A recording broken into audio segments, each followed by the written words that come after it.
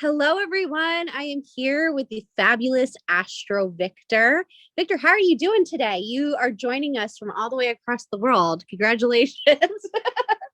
Hi, everyone. I'm glad to be here and I'm doing great. I'm very excited to talk about this topic because I did go through myself recently, so I can share my personal experience and my professional opinion about this combo also. Awesome. Well, we're so excited to have you here. So, today we're going to be talking about the transit of Neptune over Venus. So, when these two archetypes meet up, let's talk a little bit. What is Neptune for you? Like, how do you look at it as an astrologer? And then, what do you look at Venus to represent as an astrologer? Well, firstly, there is something I usually associate Neptune with, which is the rotten apple syndrome, I call it.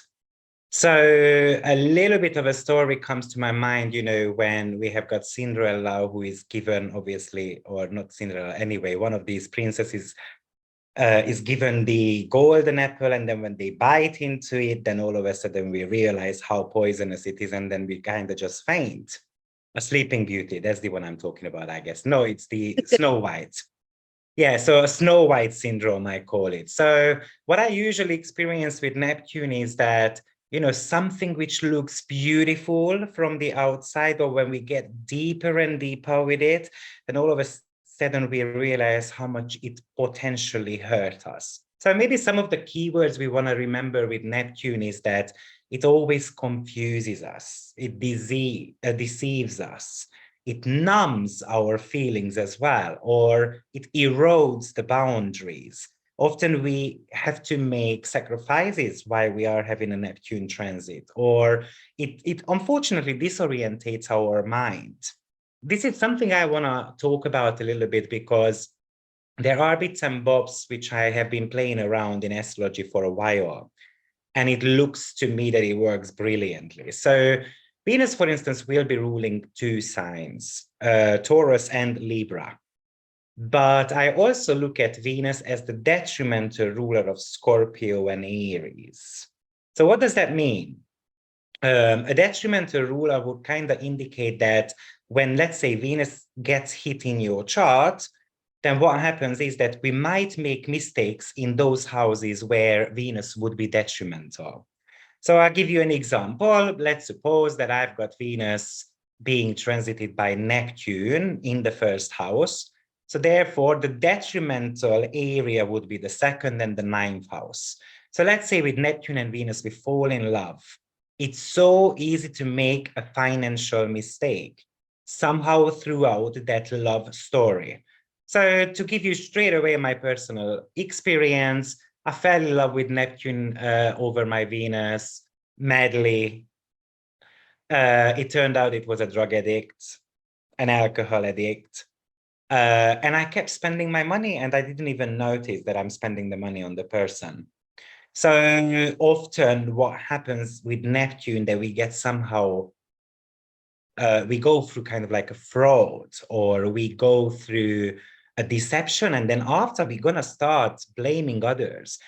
From a psychological point of view, Neptune would represent the drama triangle in our chart, which means that sometimes, oh, we are the poor me syndrome, I'm the victim. And then all of a sudden, when we have got a little bit of a wake up call, because there is a huge spiritual message with Neptune, which is telling us that, you know what, we're going to have to realize that we are actually making the same mistakes all over again. So there is a spiritual kind of sign that, you know what, it needs to stop. All of a sudden we start blaming others and we're going to start judging others. And that's exactly what I did during my Neptune transit. I fell in love, poor me, I'm not needed. And then I was, beating myself up. And then all of a sudden I started blaming the other party because, oh, you are a drug addict and all those type of things. And, it's not my fault, because we kind of try to find the sweet spot with Neptune. But obviously, I've been talking about the negative side of Neptune, and there is a little bit of a goodie as well. Often what happens is that we start accepting more love and more spirituality in our life. or we're going to start sacrificing ourselves for a higher purpose, which somehow feels good as well, or we're going to start forgiving others, or we're going to start forgiving ourselves as well for some reason, or we're going to start letting go of things in our life which are not needed anymore.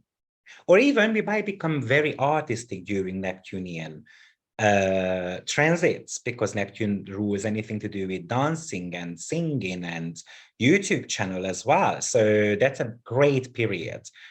It's very important that we grab the right end of that Neptune and we maintain the boundaries, because it's so easy to build those la la lands, and we can get lost in it and the fog is just around us, and then we don't know how to get out of it. And often we turn towards drugs, or we're gonna go, during that period of time, I went to do karaoke twice a week. I got smashed twice a week.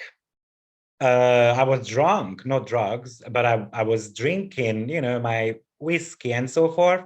Neptune transit finished. I never touched whiskey again, and then, it's very interesting because we want to numb the pain. For sure. I Neptune is think kind of like a, I go was just ahead. going to went through my Neptune transit. It's interesting going through um all of these transits with other people as well, and just seeing kind of like the bullet points, because for me it was more sugar, like just like fancy desserts, overeating, binge eating kind of things, which is another aspect. I don't drink, but I was doing that, but I was also, it's funny, I started collage art again. And I think collage art is just like a very interesting way of like being boundaryless in a sense. But I was specifically creating a lot of art that was like very infused by Yoko Ono, who I feel like is a very Neptunian person.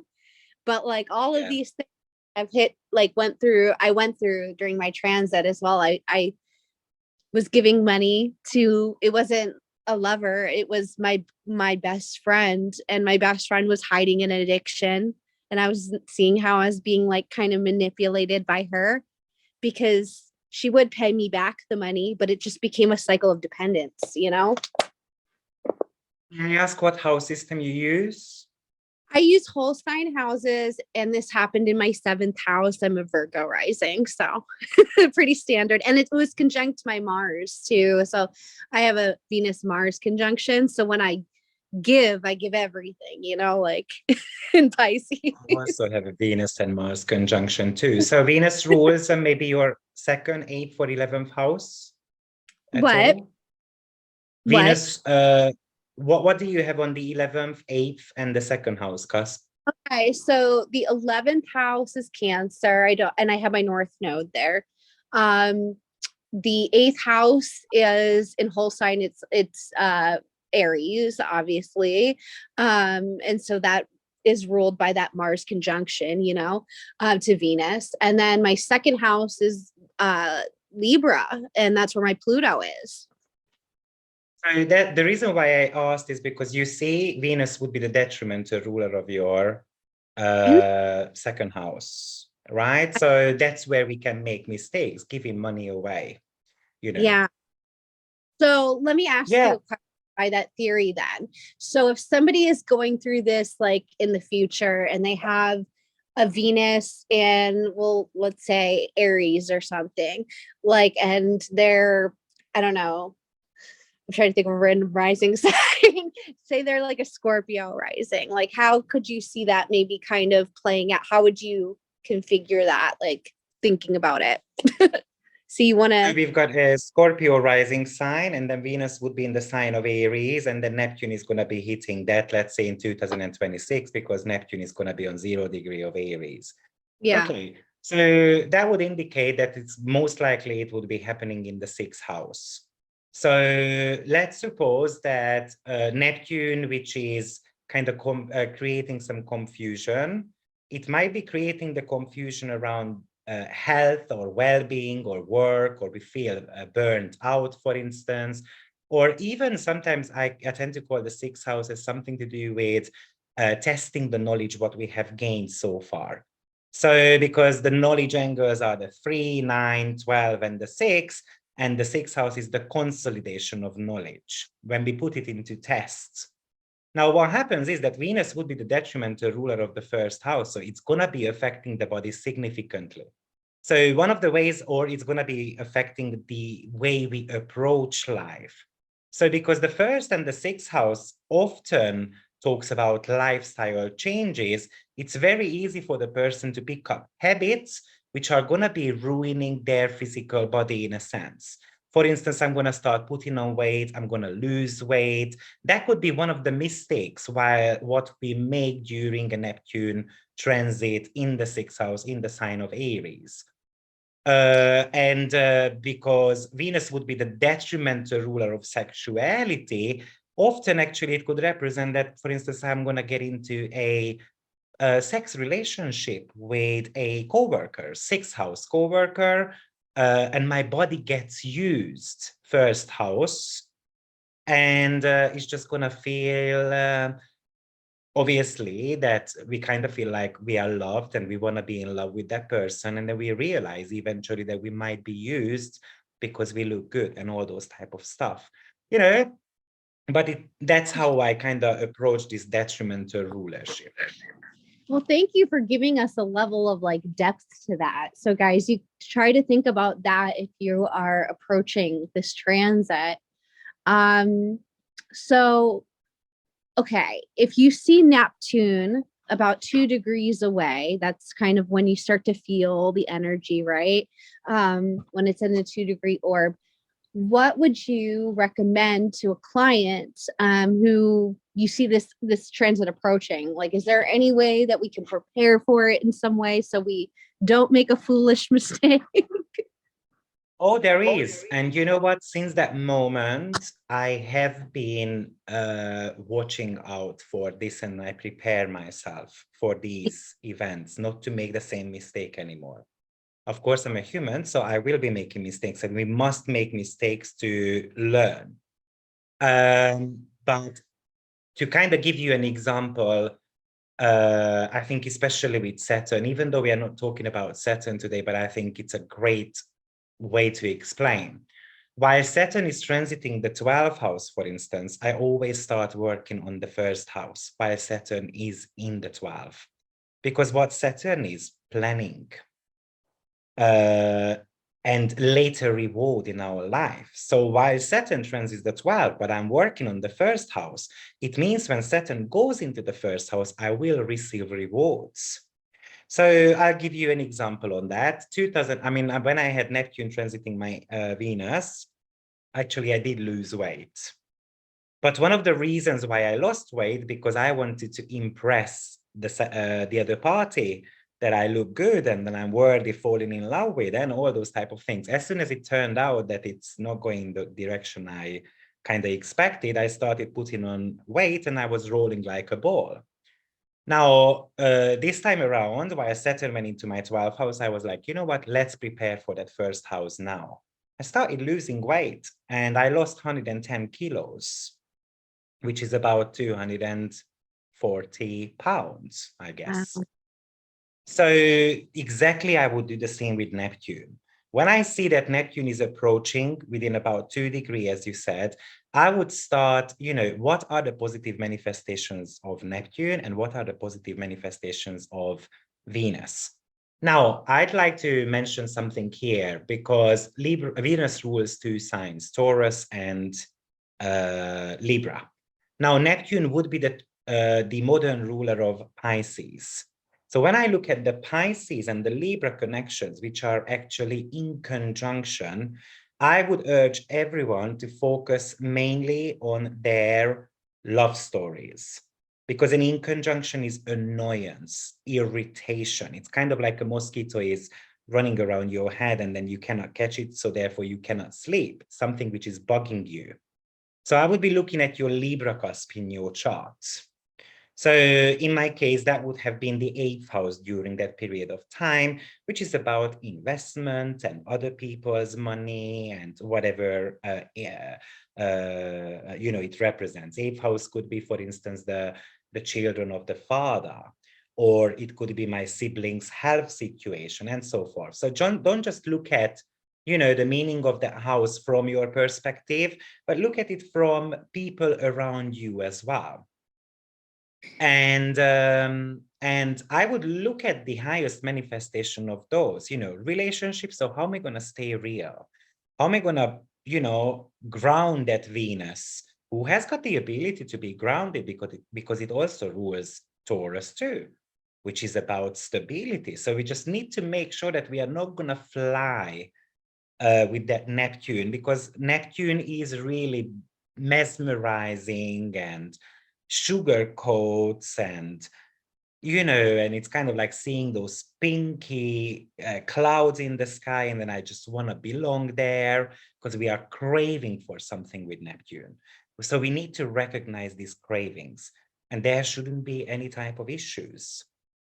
So one of the best ways to work with Neptune is to tap into some spirituality.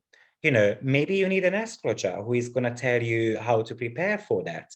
Or maybe you need, a family constellation therapy, or whatever you believe in. Just make sure that you started before, not when the shit hits the fan, because Yeah. that might be a little bit too late. Yeah. Was there anything that you found particularly helpful during this transit? For example, you're an astrologer. Like, were you getting more astrology readings? Were you advancing in your studies in some way? Were you adding like spiritual practice more during this time? Yeah, so that was the Neptune and the Libra type of connection of that Venusian side. Now, the other one is the Taurian version, where obviously Pisces and Taurus would be sextiling each other. So the positivum, what we can do with that is that we can focus a little bit more on finances, in a Mhm. sense that, because the sextile is a talent. So we have got the ability to make money. We just need to be very imaginative about it. We need to have ideas, but we need to gather data, information, and those type of things, because that's really the detrimental side of Neptune, not focusing on the facts, information, data right in front of us. So, I'll give you an example. During that period of time, I won a karaoke competition, and I earned $3,000 with that. Wow. Because I was going for singing lessons, and I was, preparing for it. I kind of set boundaries, 3 times a week, singing lesson, So what is Venus? It's about your likings. It's about your desires. So when you focus on your desires, when you focus on something you love, actually we can turn that into gold. We can turn that into money. So I would say that you need to be, now Venus has got planetary joy in the 5th house. So it connects to your hobbies. So you can turn your hobbies into a source of money. Usually that could be kind of like a remedy, and maybe that takes away that fogginess around the love story, what we might go into, for example. In- But also you can, practice a little bit more spirituality. You can study if you like it. You can go dancing. Do something which is actually helping your self-expression, which you feel that, you can kind of connect to, in a sense.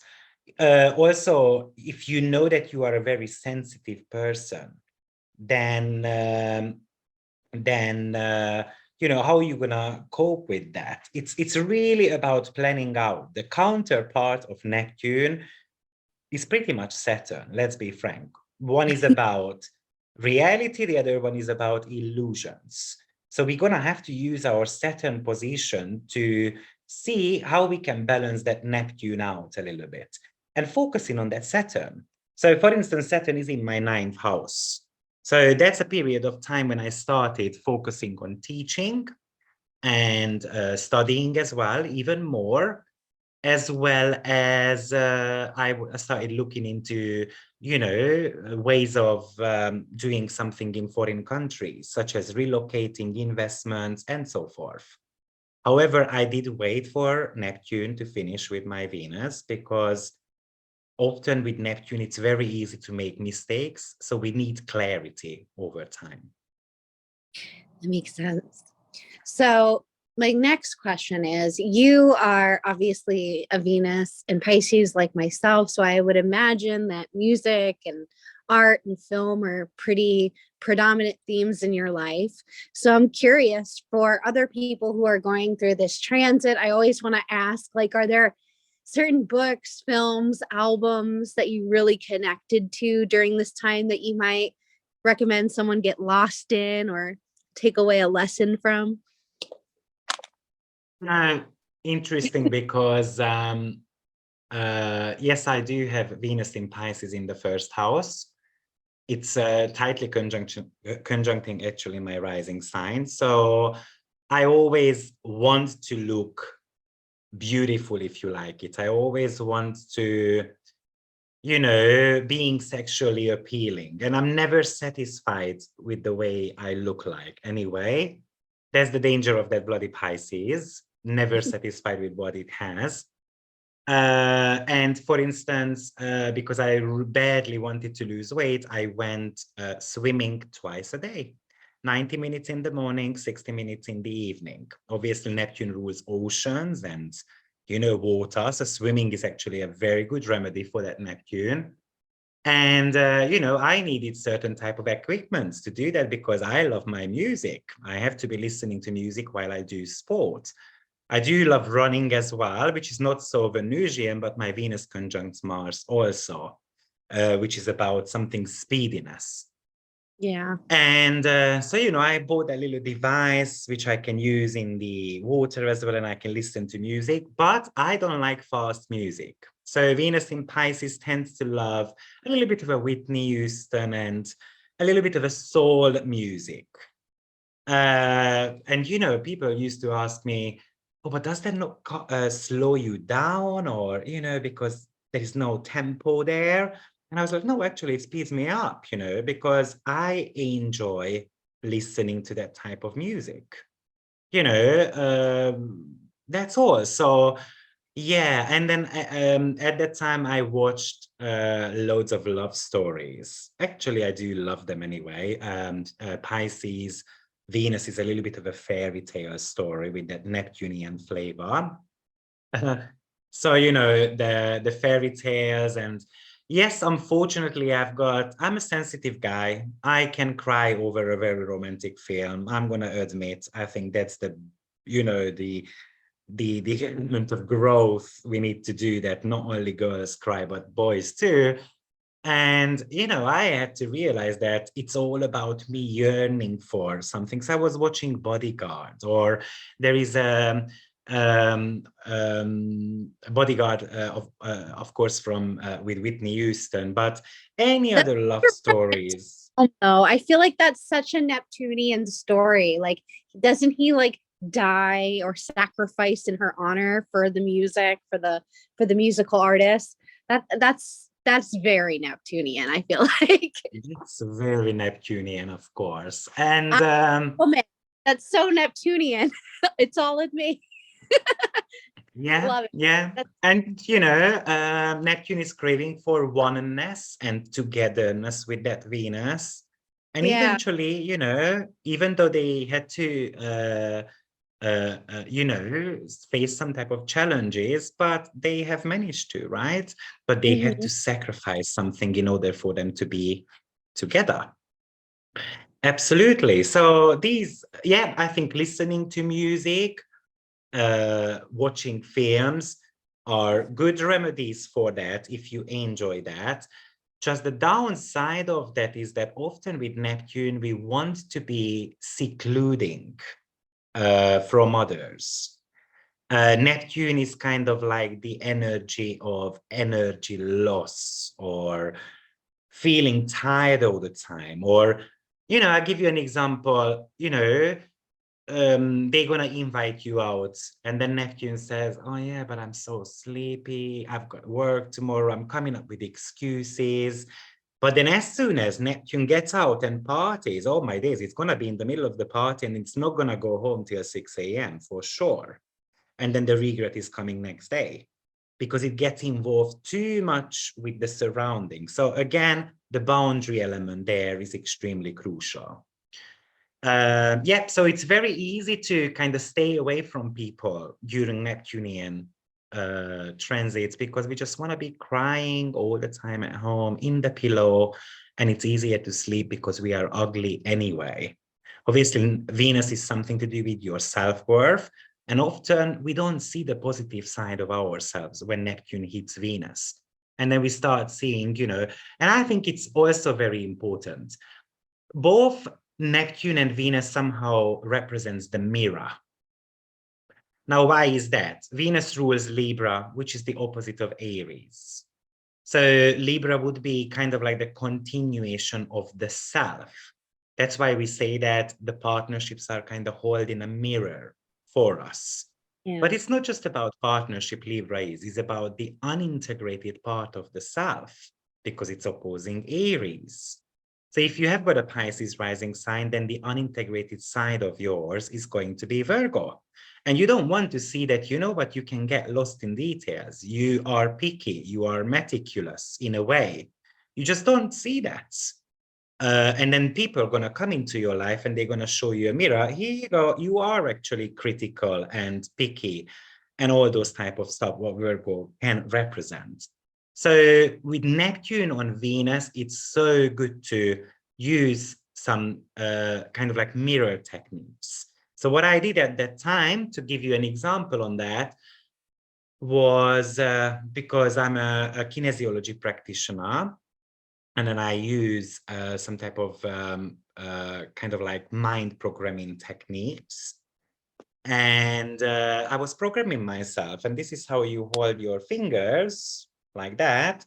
And then you just find this little hole in your head, and then you make sure that your eyes are circling in every direction so that it goes into the past and the future and the present too. And then you're giving yourself positive affirmations. And what I also did was I put post-it notes on the mirror so that I face it every single day when I wash my hands, brush my teeth, and those type of things. So a little bit of a mirror talk and doing some type of exercises, which is telling you that, you know what, oh, I love my shoulders, because Venus is a sexual planet. It rules the copper in the body. So often actually it represents pregnancy. Is the planet of fertility, because it rules Taurus, which is connected to the earth. And obviously we grow something on earth. So giving yourself compliments in the mirror about bits and bobs you like about yourself, I think it's a very important exercise during Neptune-Venus transits. Yeah, I mean, you know, if I want to break it down, you know, what we need to understand is that planets have got their psychological needs. And the signs would be the developmental stage of the mind and the consciousness. So Venus is always going to be Venus. Venus is going to need money and love. These are the two primary topics. The psychological need of the sign, or the developmental stage of the mind, you know, whatever sign this conjunction, for instance, happens in your chart. So maybe it's happening in the sign of Aries. You came up with that example. We should remember that Aries has no body. Only me exists, no one else, because Aries is the first sign. So that's the child within us who is only fused together with the mother. But Aries doesn't know space and time at all, because a child wouldn't know that. So once mommy leaves the room, the baby is going to be crying loudly, most likely. That's the Aries type of archetype as a baby. Or when you think about Taurus, which actually the time around age of 18 months to 4 years old, there are these psychological ages for each of the sign as well, when we actually waking up there for the realization of the outer world. We're realizing that, you know, there is control around us. We become insecure because mommy leaves, or we're going to start clinging to objects, which we call in psychology the transitional objects. Or we're going to realize the body. We're going to realize, oh, I can urinate. So that's when we do the potty training, right? That's when we realize, oh, I've got a private part between my legs. That all Taurian energy. So when Neptune hits Venus, often these are actually somehow coming up, control issues, insecurities, the loss of a loved one, Neptune as in loss, Venus as in loving someone, or it could show that we're gonna need some transitional object in our life, such as medicine, drugs, and so on. So obviously Venus can represent typically 3 areas in your life if you not look at it as in detrimental rulership like I do, but it rules the Venus and the Libra cusp plus where it is, what house it is in, because it's going to be coloring that topic also. Interesting. Or imagine that because the Venus rules Taurus, where it's about I can give myself up because I have a sense of self-security. I can allow myself to be penetrated, for instance. So there is an element of giving up a sense of security. And if it's not happening, then unfortunately, we're going to have some, issues there where we fall in love. We're going to have to make sacrifices for our loved ones. And then eventually we feel disappointed because we kind of maybe heard a sentence which said that this person was going to do something, but often it's just the imagination. And then it looks like they didn't keep their promise. And then we become disappointed about it. And we start blaming the person for that.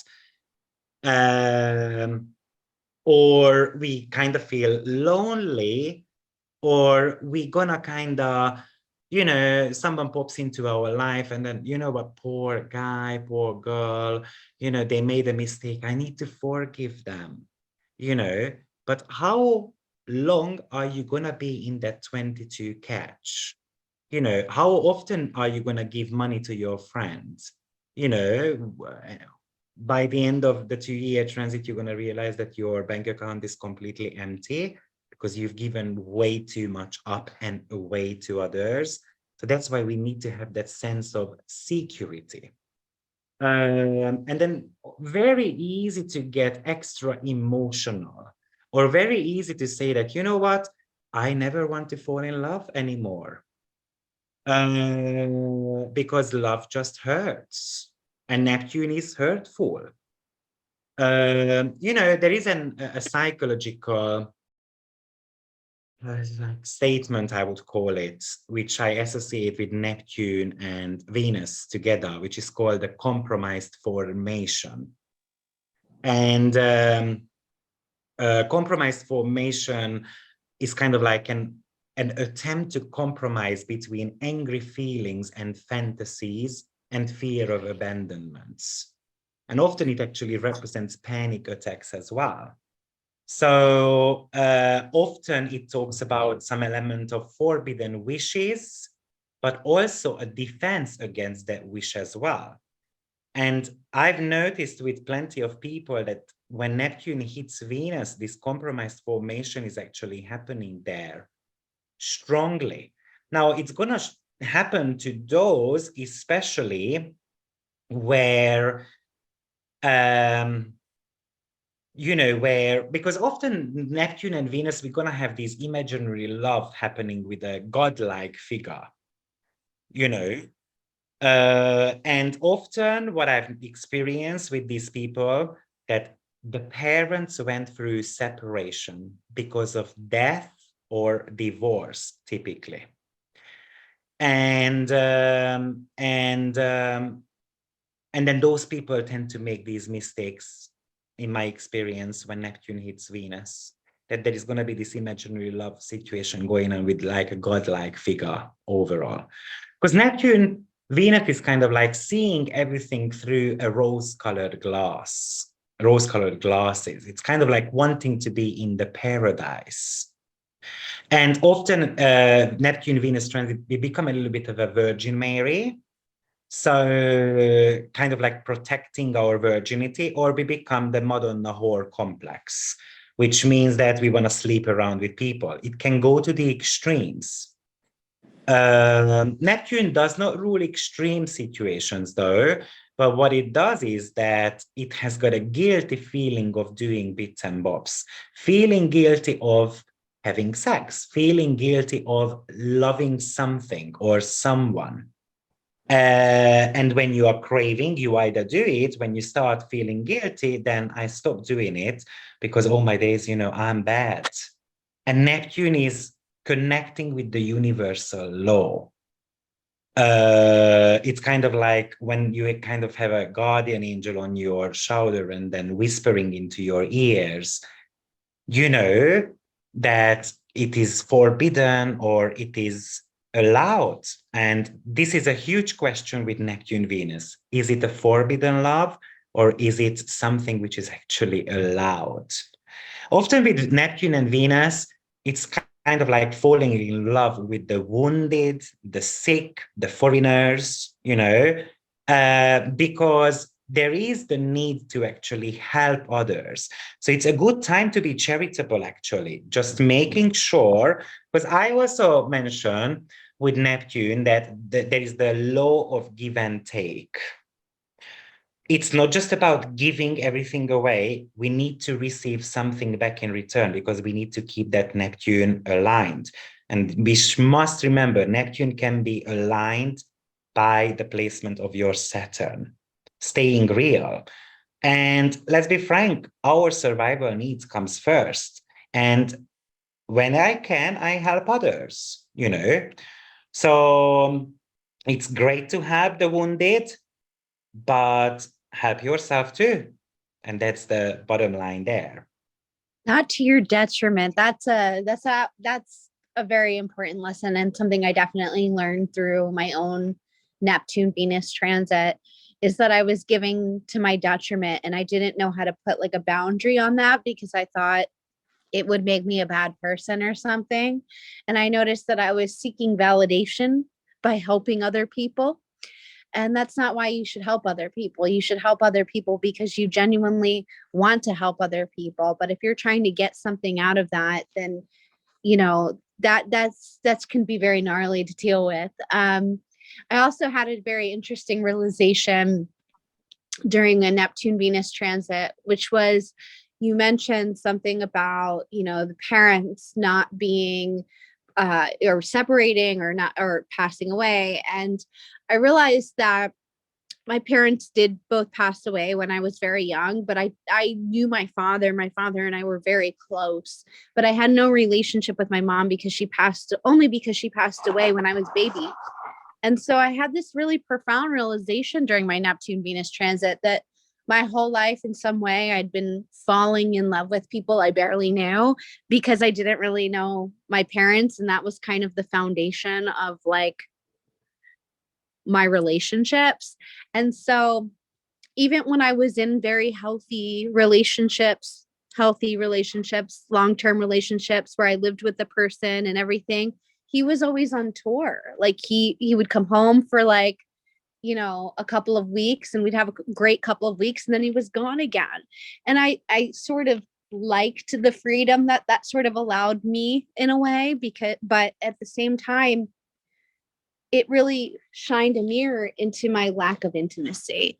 And so what happened after that, like after, Neptune cleared, is I really became very serious about fixing those issues. I signed up for a course called Pleasure and Power, which is all about, healing, your sexual desire, healing like sexual wounding, connecting on a deeper level.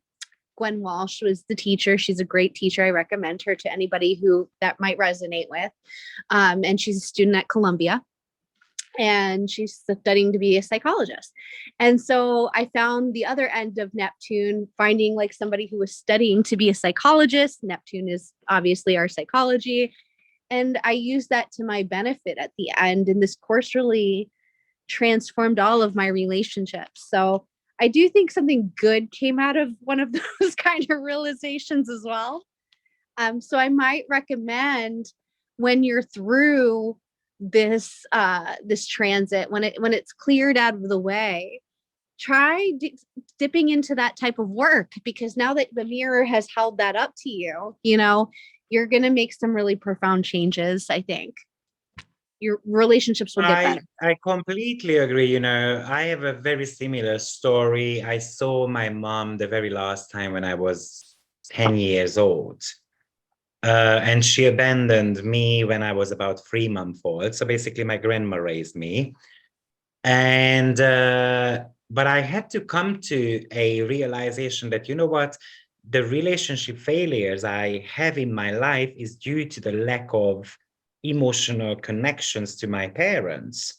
So as soon as my Neptune transit kind of finished, there was this realization, and I went to forgive and apologize to my mother.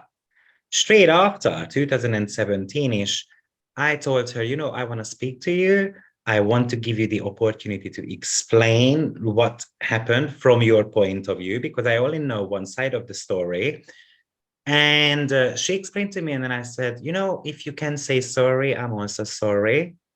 I don't think I'm ever going to be able to call you mom, and don't expect that. I was blatantly, you know, honest with her. I didn't want to mislead her that, you know, it's going to be a son and mom relationship. But you know what? Since then, maybe twice a year, 4 times a year, we do speak, you know. So it started, and my relationships with people became easier as well. So there is, with Neptune and Venus, to fix some of your relationship challenges. And I promise you, your Saturn placement will help you significantly with that, even if there is no aspect to your Venus, but it will help you. I love that. I think that it's interesting. I was watching a documentary of a musician that shares my Venus by degree, which was also helpful to know that there's someone else going through this with you. And he did this documentary, and he's probably by definition in a very public Neptunian relationship right now, which is being documented.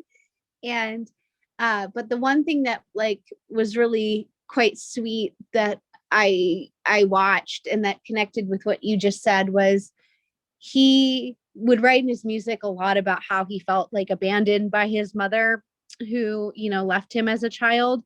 And during this period of time, he actually reconnected with his mom, and he stopped using that phrasing, because what he realized was when he heard his mom's side of things as an adult, that maybe she wasn't like the best fit parent for him at that time. And maybe she didn't so much as, you know, leave or abandon him, as much as she had to do what she needed to do to be a human first and get her SHIT together. And so I think that Neptune, as much as it can dissolve boundaries, it can also kind of work as to fit the puzzle pieces in a new way. Does that make sense? Like our story is Absolutely. fairly untrue, but maybe we're getting new parts of it, you know, that make it a little bit more fuller. So things aren't happening necessarily to us, but they're happening in a way to everyone. You know what I mean? Does that make sense? Absolutely. What degree is your Venus on? Mine is almost at 17 degrees, is at 16. So, but it's about to turn 17. And then I have my Mars at 19 degrees of Pisces, about to turn to 20. So, yeah. So it's almost 17 degree of Venus. So that would be Cancer, Leo. So that's a Virgo dwarf Venus. It's a very interesting combo because so if someone doesn't know what dwarfs are, basically the signs are broken into 2.5 degree little portions. And each 2.5 degree would be a representation of a different sign. So a 17 degree of Pisces is on Virgo dwarf. So that Venus is going to have some type of Virgo qualities. And even though we are looking at Venus in Pisces, which is exalted, but it would be in fall position in the sign of Virgo. So it's a very interesting Venus there, where there is the sacrificial behavior often happens with the 16, 17 degree of Venus. Or I tend to call that area as the Cinderella story, especially on those degrees, because everyone around me needs to be beautiful but me. Because Cinderella had to help mommy and the siblings to have nice dresses. And when she wanted to go to the party, she was told, no, you cannot. And obviously the fairy tale came around to save her, right? So it's very important to realize that, because, you know, a Virgo and the Pisces axis would be talking about, you know, I work hard and I deserve a little bit of a break as well. So it's not just about giving, it's about doing something for myself as well. Often, unfortunately, Venus in Pisces will not do that. So if your Venus was, for instance, you know, on 14 degree, then it would be on Leo, what? And that would be the party animal Venus. And that would be going to party because it kind of like the itchy syndrome. I'm going to be wearing glamorous clothing, luxurious stuff, and I'm going to spend money like there is no tomorrow, because Leo and Pisces together is about vanity, really. Yeah. And we kind of believe that beauty matters a lot. Now, my Venus is on 9 degree of Pisces. So that would be the first 2.5 degrees, always the purest form of the sign, then followed by Aries and Taurus and Gemini lastly, and then obviously Cancer and so forth. So I've got the Gemini feeling to that Venus. Now, when we bring together the Gemini and the Piscean element, it could talk about no boundaries when I communicate, no boundaries when I'm around my siblings or with the neighbors and so forth, whatever, you know, kind of way you want to put these pairs together. So you get a little bit more clarity about the meaning of the planetary archetype. That's so interesting. Do you know like a person that shares your Venus by degree? Do you ever like think about things like that? I used to think about it from a style perspective because Venus is also like our style, right? And so I always thought it was interesting that like I did steal some style cues subconsciously, even before I like knew that were my Venus twins. For example, when I was young, I was obsessed with Beverly Hills 90210, if you remember that show. And I have the I same do. Venus. Yeah, I have the same Venus as Shannon Doherty. She has the 17 Pisces, it's hers. And I remember specifically, I loved her little pout. And I remember like as a kid, just sitting in the mirror, practicing her little like pout she would do in the beginning. And so it's just funny. And then like also Barbara Streisand is another person who has hers at that degree. And I'm Jewish. So like growing up in my household, she was like everything to like the elders, you know? And so people would always like, and I didn't feel quite beautiful growing up. I felt very awkward, and people would always tell me that like I had like a Barbara Streisand thing, like I was going to grow into my face and grow into my nose.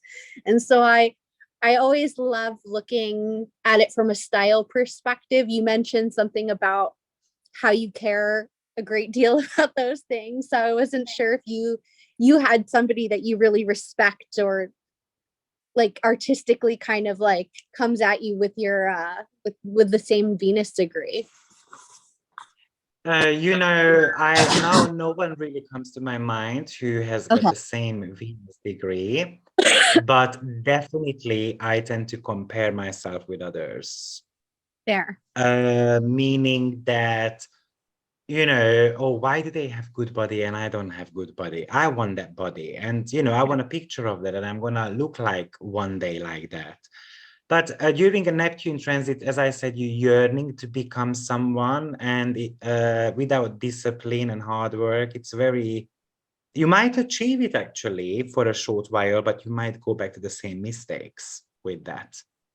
Yeah, but it's a very good idea to compare your, because I teach, I'm very, relationship astrology is not my favorite one, if I really want to be honest. I've got a stellium in the 10th house.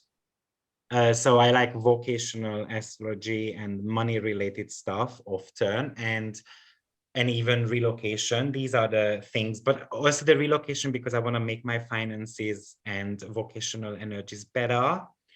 But this year, what I did was I went to lines where my relationship energies get activated a lot better. And it's very interesting. I'm in Turkey right now. This is not a great place for me relationship-wise. And I don't get a single message on a dating application, even if I'm on it all day. And then I just went down a couple of countries where I have got Venus line running. Now, let me just point out, I'm not saying that you should go to a Venus line to find love. Okay, so let's not misinterpret that. But in my case, Venus plays a role in my love life, so I do need it. And you know what? I was receiving daily 100 messages. So it's very interesting. Interesting. It's funny, like there is something to that even just in the US. Like I think that there are different types of people and like Midwestern, for example, Midwestern men are very different. I lived in California than California men and they look for different qualities, you know what I mean? And that's not just physical, that's like also just like a daily thing. Like people are more active in California because of the weather, being much nicer. So like I think location does have a lot to do with finding the right not only like lover but just tribe in general. So I think that that's very interesting. Do you find that Venus and Pisces people tend to have to move more for love because it's like a Jupiter rule sign, or is that just your case? Absolutely. I mean, Neptune or Pisces can represent foreign countries, typically very far away from your birthplace. Now, the ancient people kind of classified it as over the ocean or over the seas Yeah. travel. So often what happens is when Neptune actually transits your Venus, you might feel like that I need a foreigner to be with, or I need to travel to a very far away country to find love, Yeah. because we just feel like we don't find the love around us. And that was actually the moment, the very first time when I said to myself, you know what, England is not my place. At the time I was living in England. Mm. And I'm going to have to pack my bags. So I was waiting for Neptune to finish with my Venus. And then I packed my bags and then I left. And then since then, I lived in 6 countries, at least, utilizing each year my solar return chart and the transit progression. And I look at which country serves me the most, typically in Europe, because I don't like going too far away.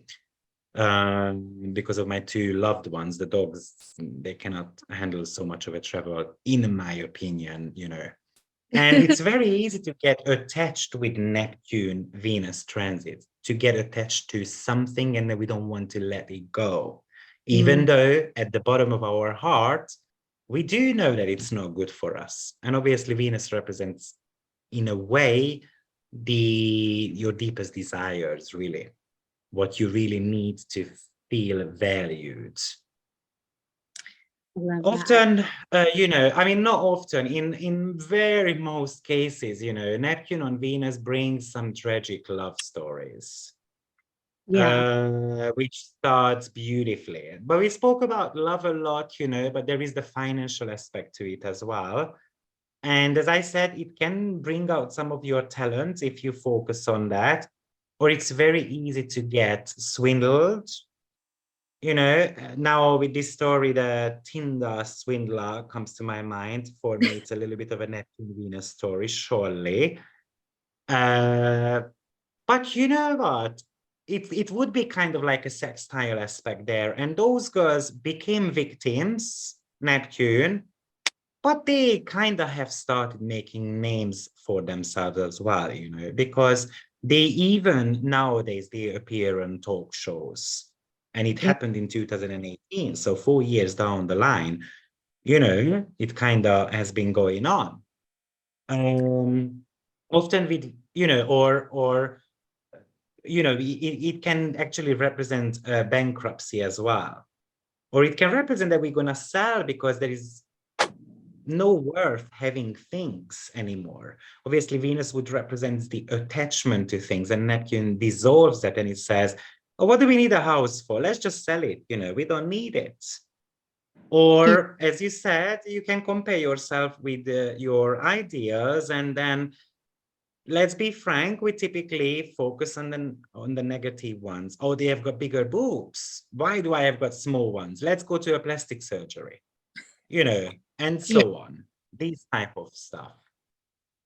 So I personally believe one of the hardest transits to have is the Neptunian ones. It's interesting. I feel like we live in such fear of Pluto, and Neptune, I think, was much more difficult to reckon with for me than Pluto. I think Pluto sort of helped me kind of shovel out the shit that I didn't need anymore, whereas Neptune made me feel like I needed something I really did not need at all. And it brought me closer to, Pluto is not sneaky.